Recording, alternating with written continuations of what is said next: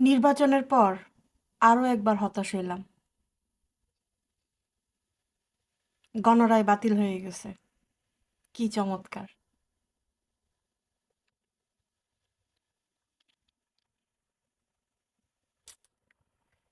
এই যে এত আশা করে ভরসা করে ভোট দিলাম, কোনো মূল্যই নাই এই ভোটের।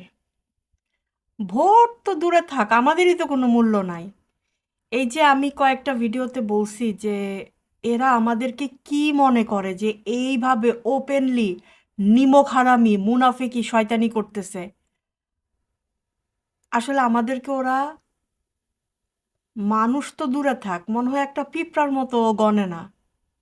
এই জন্য এটা করতে পারছে যে আমরা তাদেরকে মুনাফিক বলি বেঈমান বলি, তাতে কি যায় আসে?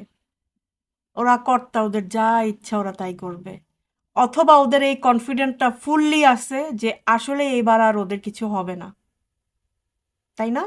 আমার কাছে তো তাই মনে হচ্ছে। আজকে আমি বিরোধী দল নিয়ে কিছু কথা বলবো।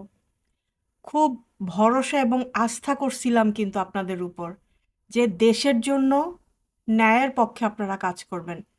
আমাকে যখন কেউ প্রশ্ন করে, আপু আপনি কোন দল করেন, আপনি কি জামাত, মেজাজ চরম খারাপ হয়। আমি কোনো দল করি না। দেশের ভালো চাইতে হইলে দল করতে হবে কেন? এই বস্তা পচা মান্ধাত্তা আমলের চিন্তা আপনাদের মাথায় কোত্থেকে আসে? আমি সিম্পল চাই বাংলাদেশ ভালো থাকুক, বাংলাদেশ উন্নত হোক, বাংলাদেশের মানুষগুলো ভালো থাকুক। এই চিন্তাটা করতে কি দল করা লাগে? আমি কোনো দলই করি না। বাংলাদেশের ভালো চাইলেই আইসা জামাত ট্যাগ লাগায় দেয়। তো পাগল ছাগলের ট্যাগে আমার কিছু যায় আসে না, কারণ মাথা ভর্তি গোবর থাকলে যারা এই ধরনের কমেন্ট করে তাদেরকে পাত্তা দেওয়ার কোনো কারণই নাই। এখন কথা হচ্ছে, বিরোধী দল জামাত অথবা এনসিপি, আমরা কিন্তু কলিজাটা এত বড় করে আপনাদের দিকে তাকায় ছিলাম, আছি এখনো।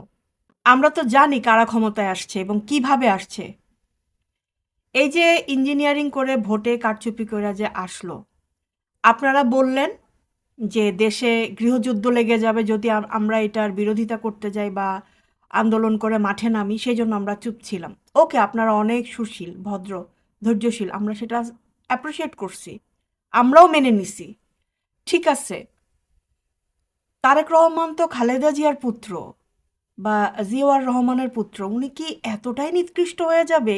ন্যূনতম আশা আমরা রাখছিলাম যে যতই মুচলেকা দিয়ে আসুক বা ভারতের পাচাটা করুক, অ্যাটলিস্ট উনি ক্ষমতা পাইলে বাংলাদেশের লোকের কথা ভাববে। অ্যাটলিস্ট যেই আন্দোলনের কারণে তারেক রহমান দেশে আসতে পারলো, নিজের অসুস্থ মা